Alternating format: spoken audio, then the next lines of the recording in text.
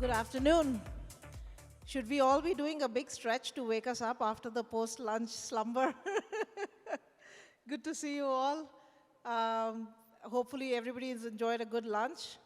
And now you're really here to have some engaging conversation. As our facilitator indicated, my name is Seema Chaturvedi. And just to build upon the introductions that we made, we thought we'll keep this a little bit of a free-flowing conversation. If we have 30 minutes to dive into a topic which is very, very, very deep, and actually 26 minutes, 41 seconds. So what I thought we could do is approach this from the viewpoint of our individual journeys, because we do capture different aspects of where we have arrived at and the journey we have traveled, what our vantage point is now, and how this ties together with women entrepreneurship specifically, but entrepreneurship in general. Because fundamentally, one common denominator with all three of us, I'd say, is creating value, right? So I'll go last as the moderator, but I want to invite Pranoti and then Dr. Sandhya to talk about, let's start from the top. Just briefly, what your journey has been thus far, and then we'll take a deeper dive on how the entrepreneurship journey started for you. So if you could talk about that. Sure. Can you hear me? Is this working? Yes. All right, good afternoon, everyone.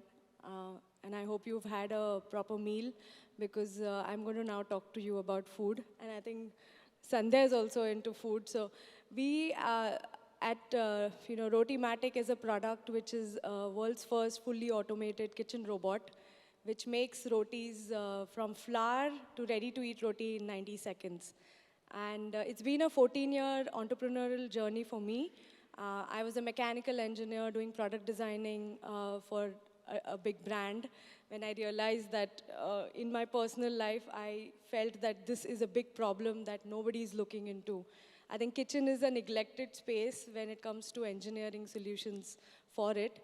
And that's when I took the plunge 14 years ago and wanted to create something which is a one-touch automation without the compromise on health.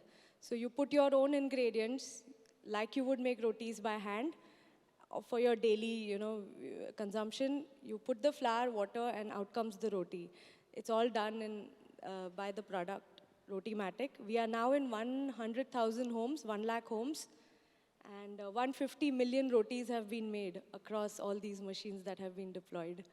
So it's been a 14-year entrepreneurial journey. So as you can see, it has that graph of a typical startup, where first 8 years just building the product, creating the product, then the launch phase and where the revenue starts, and then you're hit with the losses and how do you deal with the losses, and then the focus on unit economics. And the last 2 years, we've been profitable. So I've seen that curve, and it's a privilege to be an entrepreneur and see that journey. So that's my piece. That's excellent, Pranoti, because as a venture investor, every time I would be on a panel with the other folks and I would talk about the R word, people would kind of be shocked. And I would say to them, and I'd love to get, after Sandhya speaks, your views on product market fit, et cetera. But the fact that she's actually profitable is a very, very strong indicator of the way, if I can even say it, is how women entrepreneurs approach creating value. The focus on intentional profitability is very real. And to all the investors, myself included, that is music. Sandhya, over to you. Thanks. Pleasure to be here. So I'm Sandhya, the group CEO and co-founder of Shiok Meats. And first to start off with, I'll tell you what Shiok means. So Shiok is a Singlish word. It's sort of like your, if you speak Hindi and English together, so it's Singaporean English, and it actually means delicious or fantastic. And yes, I run a food company, but I run a very different food company where we make meat and seafood using stem cells. And what I mean by that is not vegan, not vegetarian. It is still real meat, real seafood, but we don't have to grow the full animal. So we only take the muscle or the fat or the blood stem cells, and we put it in a large, if you go to a brewery, you will see like a large stainless steel tank where they make beer. So instead of beer, imagine seafood there or meat there, not the full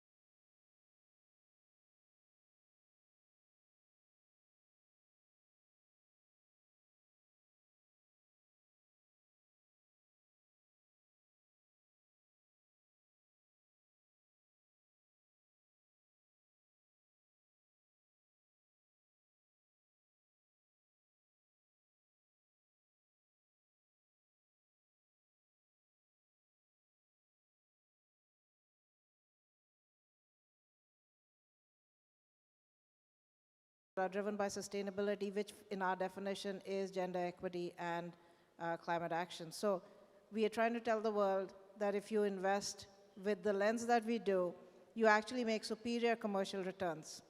And it's returns that we are all as a society leaving on the table. As investors, we are leaving money on the table by not investing with a lens that allows us to take the innovations from India to global markets, but also do it in a manner that's promoting sustainability. So that's AWE funds. So coming to the entrepreneurs here in the discussion, Pranoti, walk us through. So you were clearly, going down a path of your own.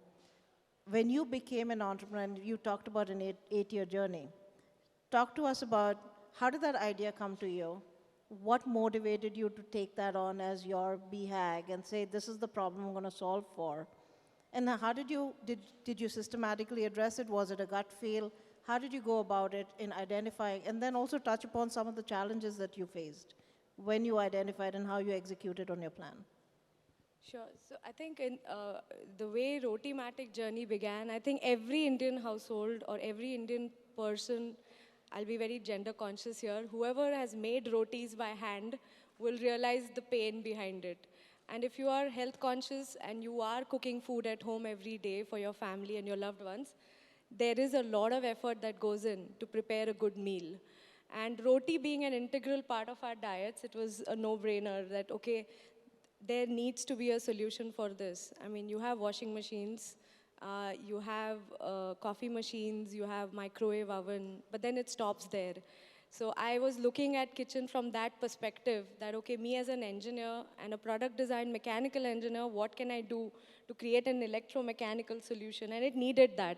So Rotimatic has 10 motors, 15 sensors, lots of moving parts. You're dealing with non-Newtonian sticky dough that gets created in the machine. So there's a lot of challenges. So as an engineer, I was very thrilled that I'll be able to work on this problem. Of course, it was a very far-fetched dream. So it took 8 years to go from that idea to a ready product that we launched and shipped to the user's house. But along the way, lots of challenges and lots of learnings. But the advantage of being a woman was that I understood the innate problem, the pain point, and I funneled that in to create and design the product. Even the look and feel of the product, I was able to put myself in the shoes of the user and say, okay, it has to look user-friendly, not very scary. It has a lot of moving parts. There's a machinery inside it, but it doesn't look like that when you see the machine. So I think it was only an advantage for me to be a woman. Initial years, of course, as an entrepreneur, there is a lot of resistance in that you have to break barriers. You're swimming against the lane. So that itself is there. But as a woman engineer especially, there's a lot of extra proving to be done. That, okay, I am a good engineer. And I think now that the Rotimatic is in 1 lakh homes, there's a different story. But in the initial years, there's a lot of resistance. But I guess that's part of the journey. Sure. So, Dr. Sandhya, this was your third enterprise, you said. How did you arrive at this is the problem you want to solve for? What was that aha moment? And how did you go about it? And what were your challenges? So whenever, so I'm sort of, when I wanted to become an entrepreneur from a scientist, I had two options: either start multiple companies and figure it out, or do an MBA.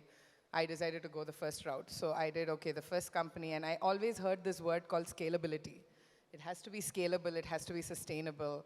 Yes, you can raise millions of dollars, you can, you have to be profitable in the first whatever years. So I think that kept sticking on to my head, scalability. So the first company was a media company, and yes, media is scalable, but it's super hard in scaling. I knew that, but I still took the journey. I did not really expect that company to even survive 6 months to a year, but we lasted for 3 years. We did pretty well before we decided, okay, this is how much we could go.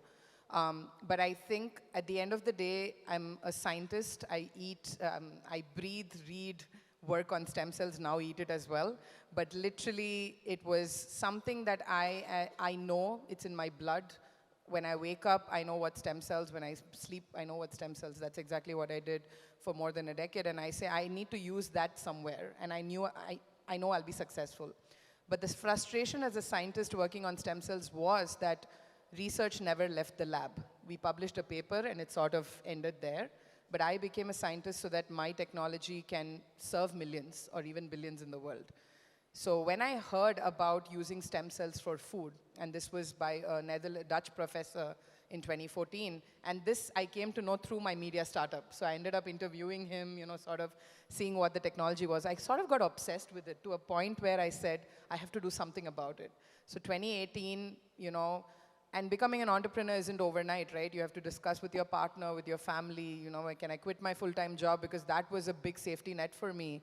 I just had a kid, and I was like, okay, is this possible? And so looked at financial, looked at practical, looked at everything, and I said, okay, now's the time I can become a full-time entrepreneur. But even then, I gave myself a year to see whether I can scale to a certain extent. And then when I hit that, now it's almost 5 years where we have scaled. And I know that we will scale in the next 5 years. And to get to that, and it's food at the end of the day. Food, everybody needs it. Everybody eats it. We need, it's part of our everyday lives, and it is a scalable business. We just have to get it to that scale as we move forward. So sustainability and scalability, very, very important. Just touching upon my personal journey I've been an entrepreneur for a long time, but I guess as a serial entrepreneur, Off Funds is a newer platform we're launching.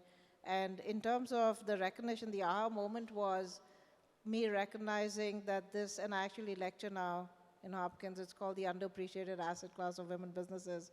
But in terms of convincing investors to say, folks, we can make more money. if you just open your eyes and see the gender equity. In fact, for some of you who follow Shark Tank in US as well, Kevin O'Leary famously said that 78% of his outperformers are women founders. So there is real empirical data, even though his might not be the biggest sample set. But we looked at this and we said that why are we not being able to take the innate innovation that India produces at a global level, which I had professionally done forever, and build on that the lens that we can bring with sustainability, specifically gender equity and climate action. So it's been a challenge in convincing investors, I'm not going to lie, but it is surely changing, and people are now recognizing the value that we can bring to the table by bringing that intentionality in our investing thesis as well. But and speaking of investing in a thesis, or the thesis is predicated and premised on the founder having thought through the whole journey. Were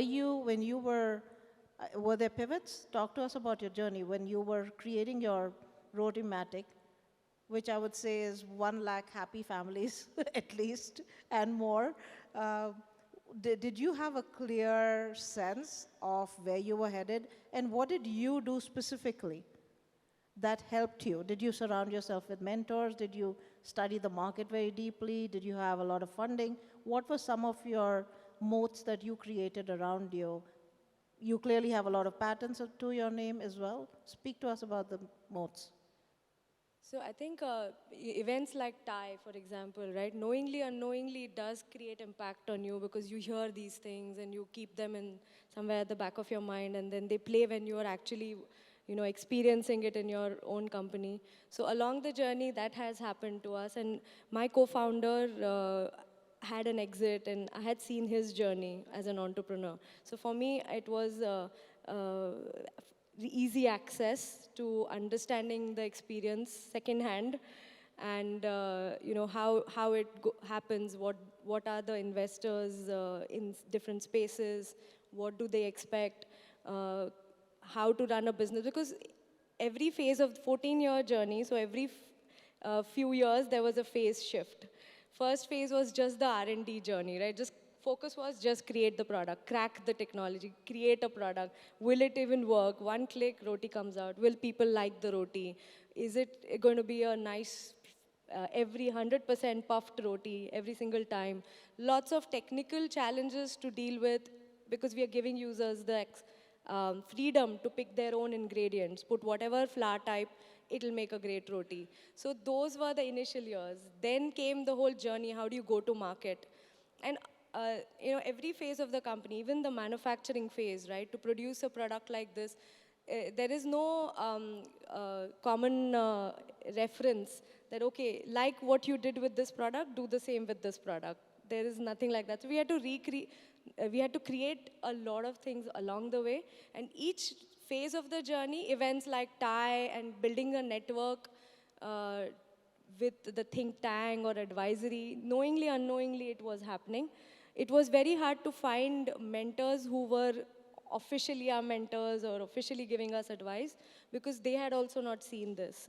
So everybody was on that journey. It's a new path. Yeah, I think, but events like these, and you can share your experiences, but every journey is unique. So you take what you need at that stage. Excellent. So very bespoke for the stage that you were at. Dr. Sandhya, were you planning ahead, given that you were an experienced entrepreneur? Did you have a view of what the line of your rollout would look like? And how did you address that? Yeah, I think similar journey to Pranoti and Rotimatic, but maybe 14 years in 4 years for us. So literally, packed into the last 4 years. But what I did essentially was when I ran my first startup, which was the media website, I ended up interviewing all the companies that were using this technology, their investors, their staff. I sort of got into the ecosystem of that. And when I started Shiok Meats, 20% of those investors came and invested in me. So I already had that base going on per se, because We are still a pre-revenue company. We're looking to launch our products next year or 2024 because you need regulatory approval. It takes a while, which means I knew for a good 5 to 7 years of this company, I need to work with other people's money. It's not going to be revenue or profit or I'm not going to be selling any product. So I definitely knew, and it's not your 100K, 200K. I've raised 30 million till date, US dollars. Still don't have a product in the market. So, but I will. It's a lot of confidence investors Yeah, are you giving. need to have a lot of confidence. So it comes from the team, the technology, and the eventual product in the market that you have. You are looking at a multi-trillion-dollar market. It's not just a couple of millions here and there. But I am raising another 30 right now. But I know with that 60, I will have the product in various markets in the next 18 to 24 months. So that's the confidence I give, because my investors have tasted our products, and it does taste like the seafood that I'm saying it is. It does taste like the meat. At the end of the day, the product speaks for itself. The minute you put in the flour and the water and the roti comes out puffed, that's all you need. And the minute you taste my shrimp or lobster and it tastes like shrimp and lobster, that's what people need at the end of the day. Price over time will reduce, markets will increase, you'll have more product, you'll have a better version product as well in the future. But it is that, so I knew from day one I had to raise tons of money for this startup. I won't be revenue generating for a couple of years. So mindset-wise, it was always set. My co-founder, who's the CTO, is a pure scientist, had never started a company before, had no clue about this. So before she decided to join me, we knew each other from the previous organization that we used to work at. I literally gave her a crash course over a month of how the next 10 years are going to look like for Shiok Meats. And I said, this is probably 70% of what we'll go through, but I'm sure 30%, even I'm going to be surprised, you're going to be surprised, but that's part of the game. Let's go for it.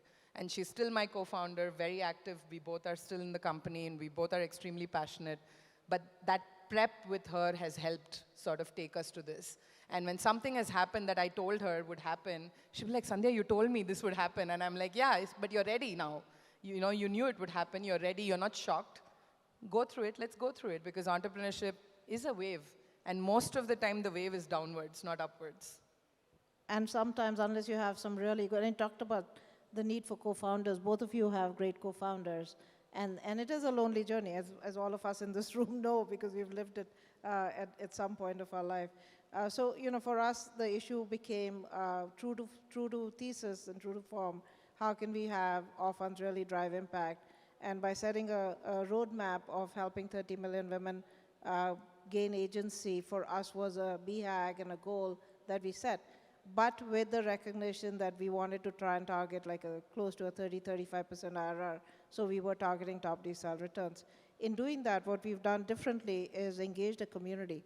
And that's something what Thai has obviously taught us, but in engaging a community of leaders. So we've created a leadership council, which is largely US-India based, but it's helping companies accelerate beyond Bharat, beyond India, and helping us leverage our global networks and helping them grow from day one.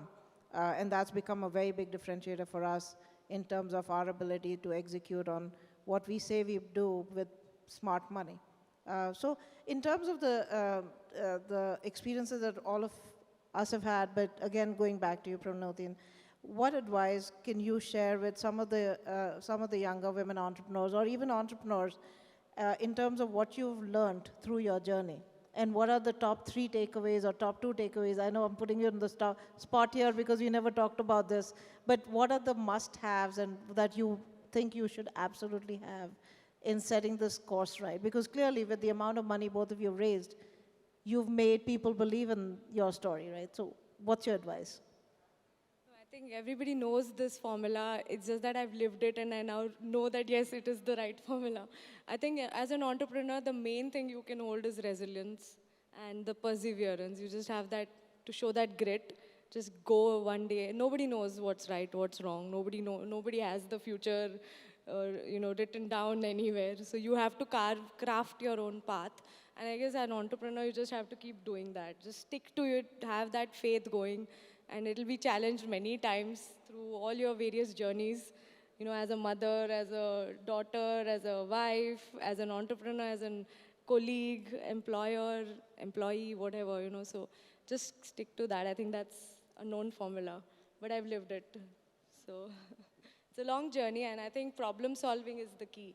You know, focus should be, are you solving a meaningful problem? And I think women especially, I feel, want to mention this, they are more purpose-led, I feel, in my experience at least, I've seen. And I think they have that innate ability or the need to fix the world. So I think somewhere it needs to be channelized to solve bigger, meaningful problems. No, that's great advice. Sandhya? Yeah, I think resilience and then wake up every morning with the same enthusiasm. And I did like a mental count of how many times I've done the pitch for my company, and it's about 7,500, I think, at this point. Just random, 10 times a day for the last 4.5 years, whatever it is. But even on the 7,500th time, the enthusiasm is even more than the first time, So that's the passion and the vision that you bring in. And it just comes. It's not like somebody has to train me, and it's my company. It comes as an entrepreneur. That's what you eat, breathe, sleep, live. It's in your blood, right? So, and just be resilient about it. And also be vulnerable. It's okay. Every entrepreneur has bad days, and it's okay to accept it and tell your current investors that, you know what, I made a mistake. I'm trying to, get over it. And even your investor might have made a mistake somewhere. So it's okay. I think you accept your mistakes, be vulnerable. And the more you are vulnerable, you will see that everybody else is also as vulnerable as you. We are all going through the same thing. Social media is very different. What an entrepreneur puts on social media is very different from what they're actually undergoing. So if you're crying yourself to sleep and the next day morning you wake up with 200% enthusiasm, that's part of an entrepreneur's life. And that's the excitement of the whole journey. It's about ending the previous day and starting the day as a fresh. But the end of every day, what you have to remember is the ultimate vision. What is that vision that you're working towards? The way that you're attaining that vision can change over time, depending on the market, depending on the consumer, depending the ways things change around you. So, yeah, but keep at that vision. Well, I couldn't have said this better. Agility, resilience are the key takeaways from two women entrepreneurs who've actually gone global. So to the point that Sudhir made in his previous comments of how India-based companies, and even though Dr. Sandhya is based in Singapore, she is expanding to a global market. The ambition is very clear, that innovators and entrepreneurs are not limiting themselves to just India, and the market is truly their oyster. No pun intended with the seafood reference.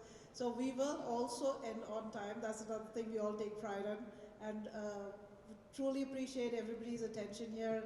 And please, a round of applause for Pranoti and Dr. Sandhya.